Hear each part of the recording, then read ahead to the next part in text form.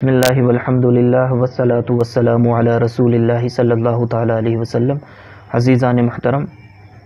ربیع الاول کا مبارک مہینہ ہم سب پر سایہ فگن ہو چکا ہے۔ اس مبارک مہینے کی آمد ہوتے ہی امت مسلمہ کا ایک بڑا طبقہ اپنے گلی کوچے محلے بازار گھر دکان مکان وغیرہ کو صاف ستھرا کر کے انہیں جہاں سجانے اور سنوارنے میں مصروف ہوتا ہے، اور اس طرح سے حضور سید عالم صلی اللہ تعالیٰ علیہ وسلم کے آمد کی خوشی منانے میں یہ طبقہ مصروف ہوتا ہے یا خوشیاں منانے کی تیاریوں میں مصروف ہوتا ہے۔ عین اسی وقت اسی امت کا ایک دوسرا طبقہ اس خوشی منانے والے عمل کو ناجائز، حرام، گناہ اور بدعت قرار دینے کے لیے بہت ہی زیادہ کوششیں کر رہا ہوتا ہے اور اپنی ایڑی چوٹی کا زور صرف کر رہا ہوتا ہے، اور اپنے اس دعوے کو درست ثابت کرنے کے لیے قرآن مجید کی بعض آیات کو اس کے سیاق و سباق سے ہٹا کر کے پیش کر رہا ہوتا ہے۔ میں انہی چند آیات کو آپ کے سامنے سیاق و سباق کے ساتھ پیش کرنے کی سعادت حاصل کروں گا، اور بجائے ادھوری آیت پیش کرنے کے میں پوری آیت آپ کے سامنے رکھوں گا۔ پھر فیصلہ آپ کے ذمہ ہوگا کہ انصاف کے ساتھ آپ خود فیصلہ کریں کہ ان آیات کو پڑھ کر کے حضور پاک علیہ الصلاۃ والسلام کی آمد کی خوشی منانے سے روکنا، اسے بدعت قرار دینا، اسے گناہ قرار دینا، اسے ناجائز اور حرام قرار دینا، کیا یہ درست ہے یا یہ انصاف کا خون ہے؟ سورۃ الحدید کی آیت نمبر 23 کا آخری حصہ بہت زیادہ پیش کیا جاتا ہے، اور وہ الفاظ یہ ہیں: لا تفرحوا بما آتاکم واللہ لا یحب کل مختال فخور، کہ خوشیاں نہ مناؤ، خوش مت ہو اس پر جو اللہ تعالیٰ نے تمہیں دیا ہے، اس لیے کہ اللہ تعالیٰ اترانے والے اور بڑائی مارنے والے کو پسند نہیں فرماتا۔ اب اس آیت پاک کو اس سے پہلے جو آیت ہے، اس سے اگلی آیت ہے سورۃ الحدید کی آیت نمبر 22 اور 23، دونوں کو میں آپ کے سامنے پیش کرتا ہوں تاکہ اس کا مفہوم آپ کے سامنے واضح ہو جائے۔ اللہ تعالیٰ ارشاد فرماتا ہے: ما اصاب من مصیبت فی الارض ولا فی انفسکم، کہ جو بھی آفت بلا یا مصیبت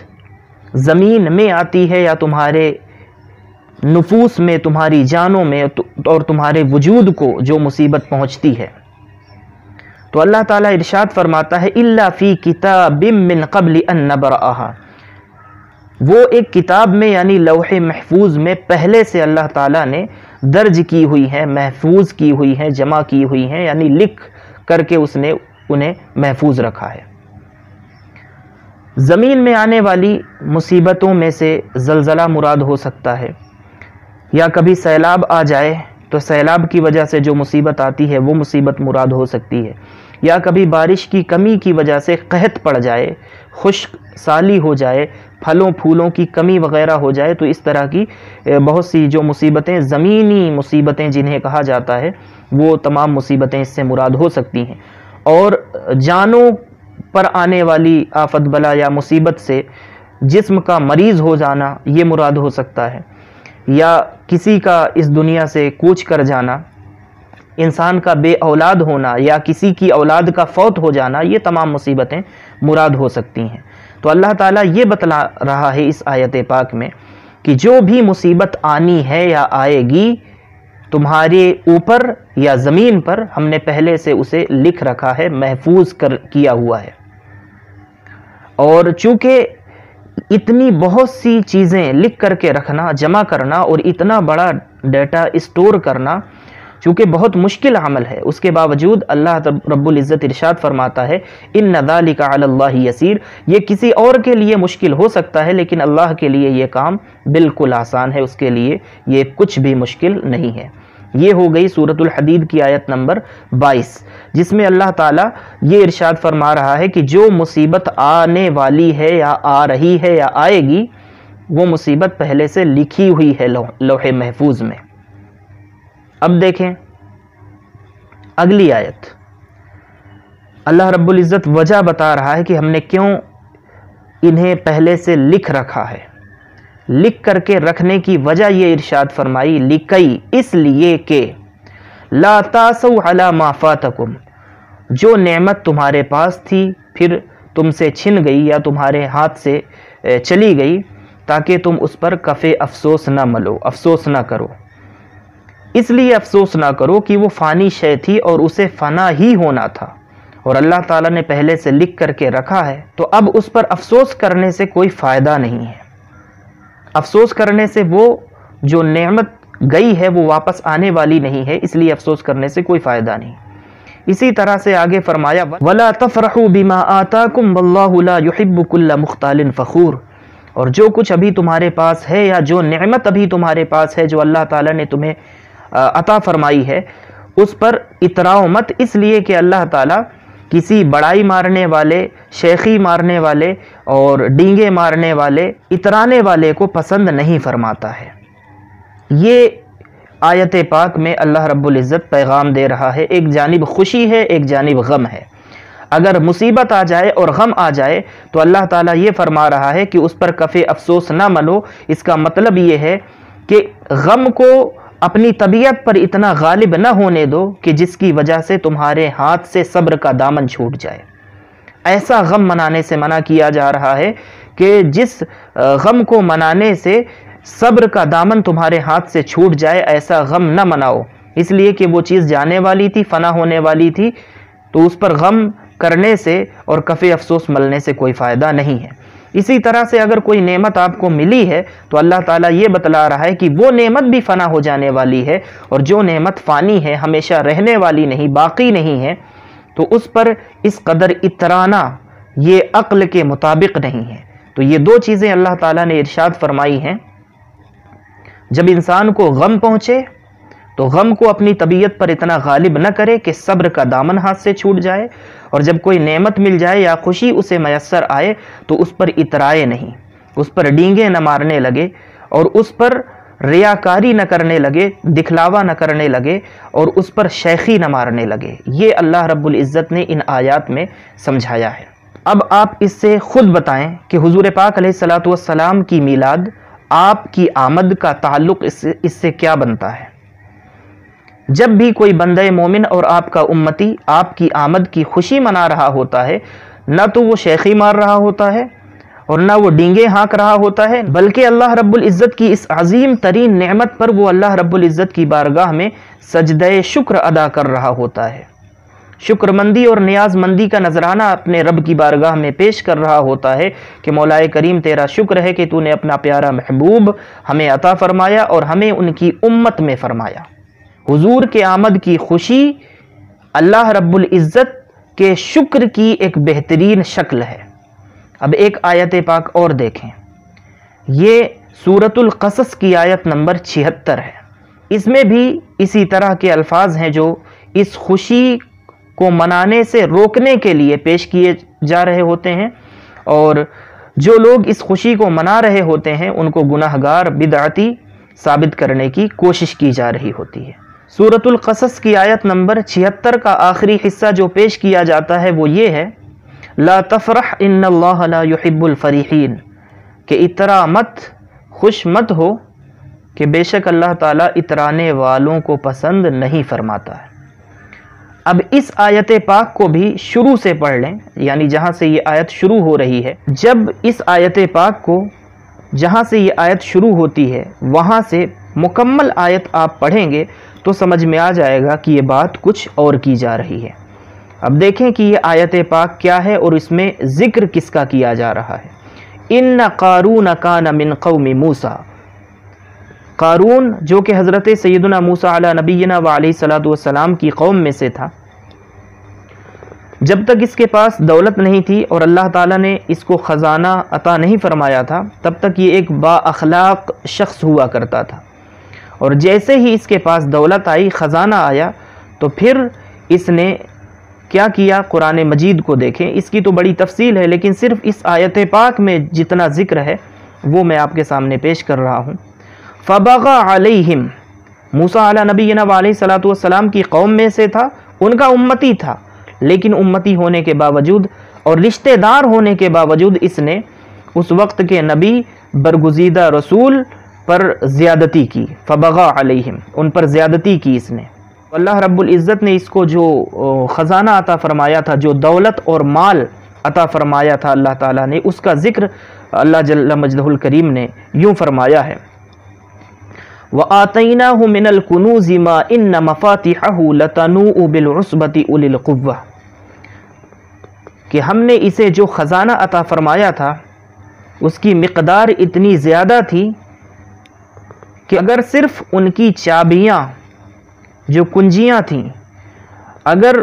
کوئی مضبوط اور زور آور جماعت مل کر کے ان چابیوں کو صرف اٹھانا چاہتی، مضبوط اور زور آور جماعت بھی ان چابیوں کو نہیں اٹھا سکتی، اتنا خزانہ ہم نے دیا تھا۔ اور جب اتنا خزانہ اللہ تعالیٰ نے اسے دیا تھا تو اس نے اپنی قوم کے نیک اور صالح لوگوں کے ساتھ زیادتی کی، خزانہ اور دولت ملنے کے بعد اترانے لگا، اور خوشی میں اس قدر مدہوش ہو گیا اور خوشی سے اتنا چور ہوا، مغلوب ہو گیا کہ پھر اس نے اپنے وقت کے نبی اور جلیل القدر رسول حضرت سیدنا موسیٰ کلیم اللہ علی نبینا و علیہ الصلوۃ والسلام کے ساتھ زیادتی بھی کی، ان پر بعض الزامات بھی لگائے۔ جب وہ یہ تمام اعمال کرنے لگا، اترانے لگا، جو دولت اللہ تعالیٰ نے اسے دی تھی، جو خزانہ اللہ تعالیٰ نے اسے عطا فرمایا تھا، تو اس کی قوم کے جو نیک اور صالح لوگ تھے انہوں نے نصیحت کرتے ہوئے اور اسے سمجھاتے ہوئے یہ الفاظ کہے تھے، اذ قال له قومه، کہ جب وہ اترانے لگ گیا، جب وہ اپنی دولت کی نمائش کرنے لگ گیا، ریاکاری کرنے لگ گیا، دکھلاوا کرنے لگ گیا اور اپنی دولت کے نشے میں چور ہو گیا، تو اس کی قوم کے لوگوں نے اس سے کہا، لا تفرح، اتنی بھی خوشی مت کر،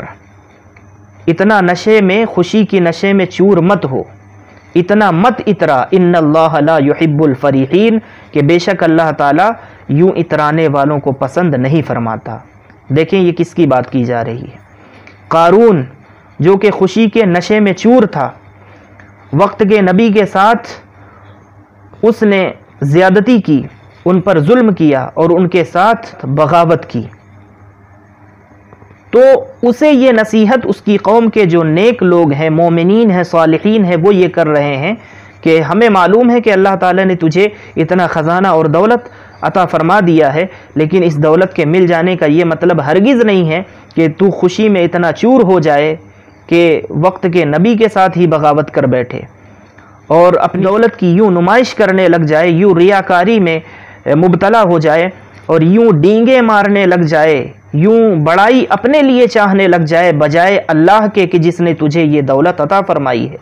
بجائے اس کا شکر ادا کرنے کے اتنا مت اکڑ، اتنا مت اترا، کیونکہ اللہ تعالیٰ اترانے والوں کو پسند نہیں فرماتا۔ یہ بات کی جا رہی ہے اور یہ قارون کو سمجھایا جا رہا ہے۔ قارون کو جو الفاظ کہہ کر کے سمجھائے جا رہے ہیں، کتنا افسوس ہے کہ وہی الفاظ فٹ کیے جاتے ہیں حضور پاک علیہ الصلوۃ والسلام کے امتی، آپ پر ایمان لانے والے مومنین بندوں پر وہی الفاظ فٹ کرنا اور حضور پاک علیہ الصلوۃ والسلام کی آمد کی خوشی منانے کو اس کی خوشی کے ساتھ تشبیہ دینا، جبکہ ہر عقل مند انسان سمجھ سکتا ہے کہ قارون جس طرح کی خوشی کے نشے میں چور تھا، دولت پا جانے کے بعد، خزانہ پا جانے کے بعد، وہ خوشی اور ہے، اور حضور پاک علیہ الصلوۃ والسلام کی آمد کی خوشی منانا یہ خوشی اور ہے۔ وہ جو خوشی منا رہا تھا، دکھلاوا کر رہا تھا، ریاکاری میں مبتلا تھا اور شیخی مارنے لگ گیا تھا، اترانے لگ گیا تھا، وہ دراصل اللہ رب العزت کو بھول گیا تھا۔ اور جو ہم حضور پاک علیہ الصلوۃ والسلام کی آمد اور آپ کے میلاد کی خوشی مناتے ہیں، وہ اللہ کا شکر ادا کرنے کے لیے ہی مناتے ہیں کہ اللہ تعالیٰ نے ہمیں کائنات کی سب سے عظیم ترین اور سب سے بڑی نعمت جو عطا فرمائی ہے۔ تو اس خوشی میں اور اس خوشی میں زمین آسمان کا فرق ہے۔ اس خوشی سے اس خوشی کا مقابلہ کرنا یہی سب سے بڑی جہالت ہے اور قرآن مجید کے ساتھ کھلواڑ کرنے کے مترادف ہے۔ یہ دو آیتیں ہو گئی جو میں نے آپ کے سامنے سیاق و سباق کے ساتھ مکمل آیتیں پیش کی ہیں، ادھوری آیتیں نہیں، کہ جن سے قرآن مجید کے منشا کے خلاف اپنے منشا کو ثابت کرنے کے لیے لوگ ان آیات کو پیش کر رہے ہوتے ہیں، جبکہ ان آیات کا خلاصہ یہ ہے۔ سورۃ الحدید کی جو دونوں آیتیں میں نے آپ کے سامنے پیش کی ہیں، آیت نمبر 22 اور 23، اسی طرح سے یہ سورۃ القصص کی آیت نمبر 76 جو میں نے آپ کے سامنے پیش کی ہے، ان دونوں آیتوں کا نچوڑ، خلاصہ اور مفہوم یہ ہے کہ جب خوشی اللہ تعالیٰ عطا فرمائے، نعمت عطا فرمائے، دولت عطا فرمائے، خزانہ عطا فرمائے، کسی طرح کی اس کی کوئی نعمت ملے تو اس پر اکڑنا نہیں چاہیے، اس پر مغرور اور متکبر نہیں ہونا چاہیے، گھمنڈی نہیں ہونا چاہیے اور اترانا نہیں چاہیے، بلکہ اس پر اللہ کا شکر ادا کرنا چاہیے۔ یہ منشاء الہی ہے۔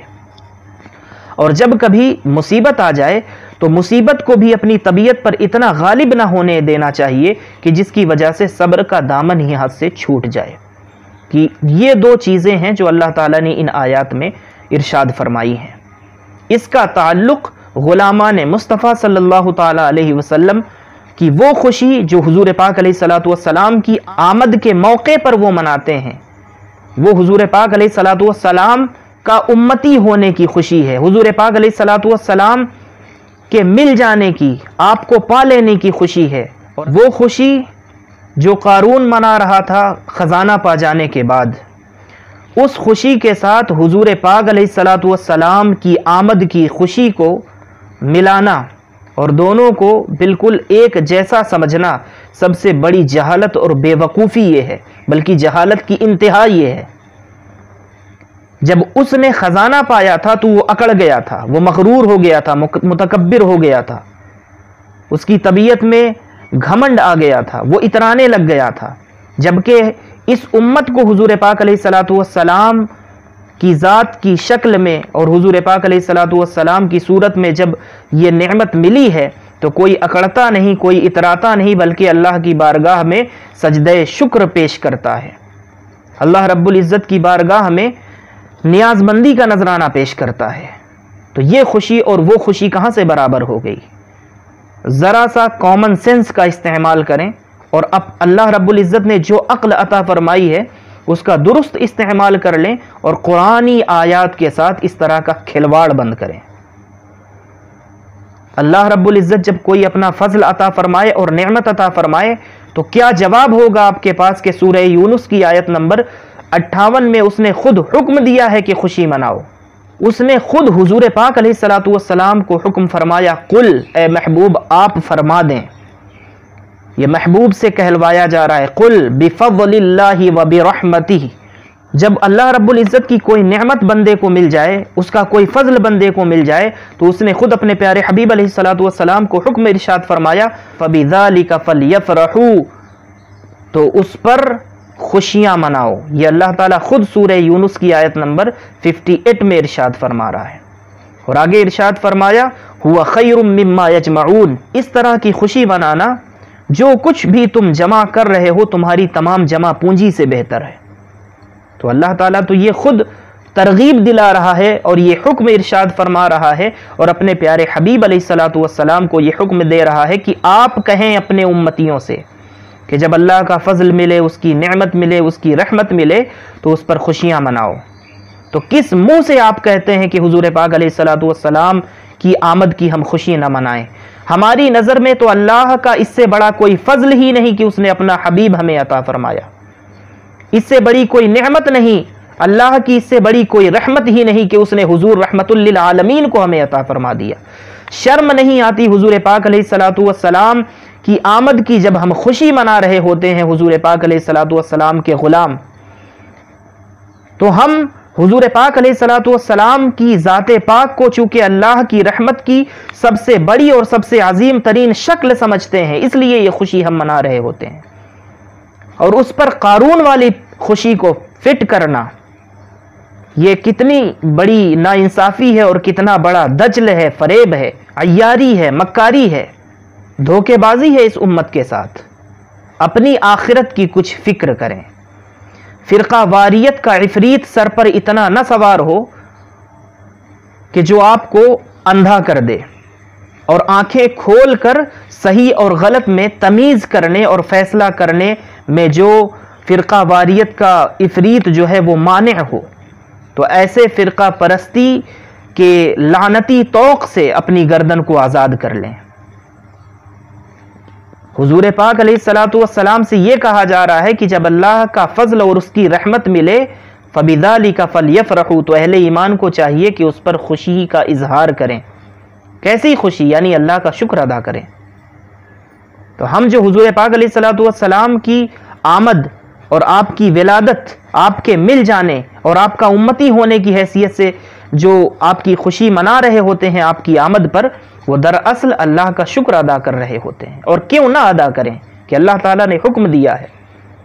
فَبِذَلِكَ فَلْيَفْرَحُوا، کہ خوشی مناؤ جب اللہ کی رحمت مل جائے. جب اللہ کی کوئی چھوٹی سی بھی رحمت مل جائے، اولاد کی شکل میں،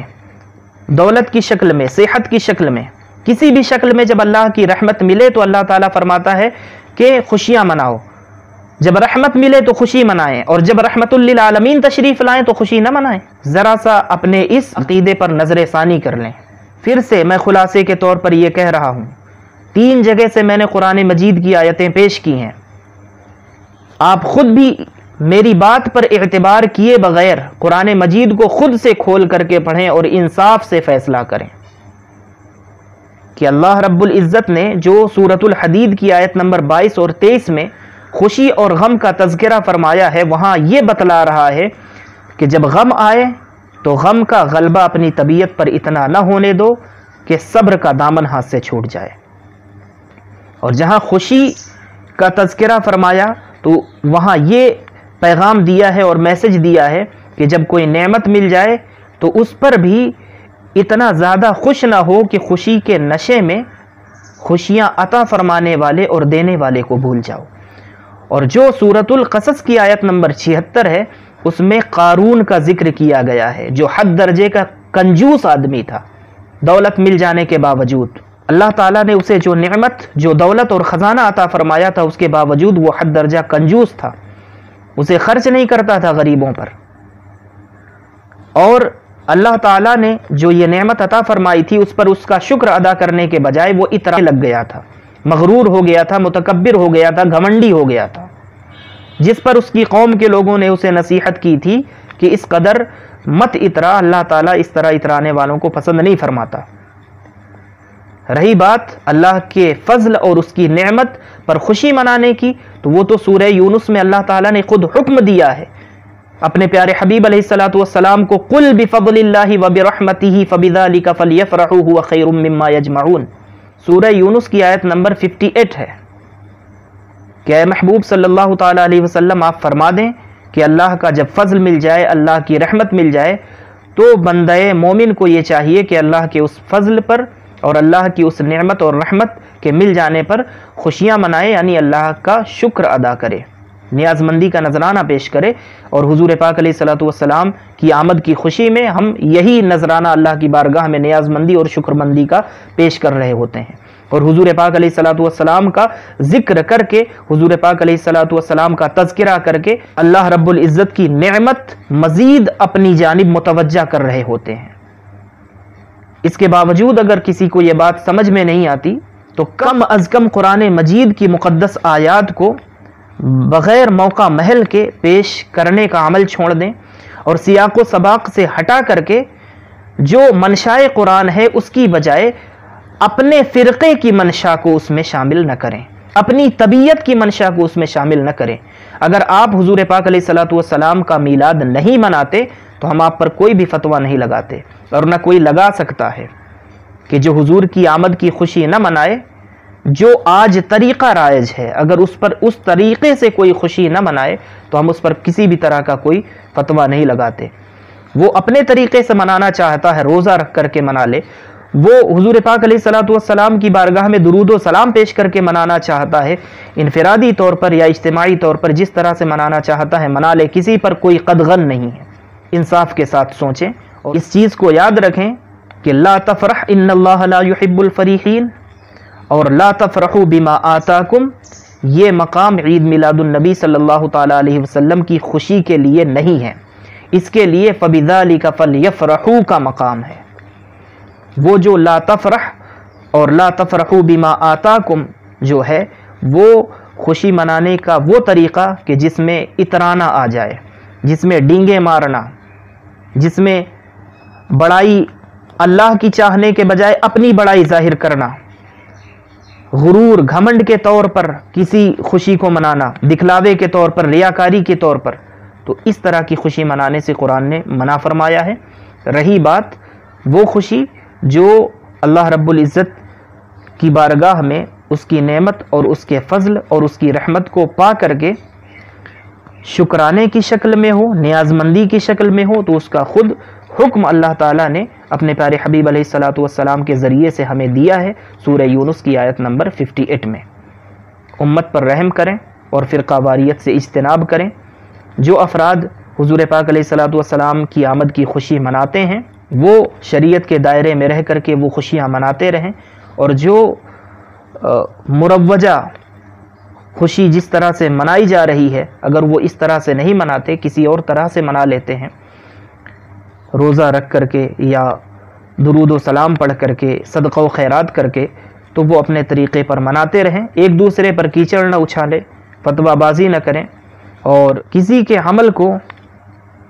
ناجائز ثابت کرنے کے لیے، حرام ثابت کرنے کے لیے اور بدعت ثابت کرنے کے لیے قرآن مجید کی آیتوں کا غلط استعمال نہ کریں۔ اللہ جل مجدہ الکریم کی بارگاہ میں یہ دعا ہے کہ حضور سید عالم صلی اللہ تعالیٰ علیہ وسلم کی آمد کی خوشی منانا جس طرح سے اللہ کی بارگاہ میں مقبول ہو، اور جس طرح سے حضور سید عالم صلی اللہ تعالیٰ علیہ وسلم کی بارگاہ میں مقبول ہو، اس طور اور طریقے سے ہمیں یہ خوشی منانے کی توفیق عطا فرمائے۔ آمین یا رب العالمین بجاہ سید المرسلین، وما توفیقی الا باللہ، وآخر دعوایا ان الحمد للہ رب العالمین، والسلام علیکم ورحمۃ اللہ تعالی وبرکاتہ۔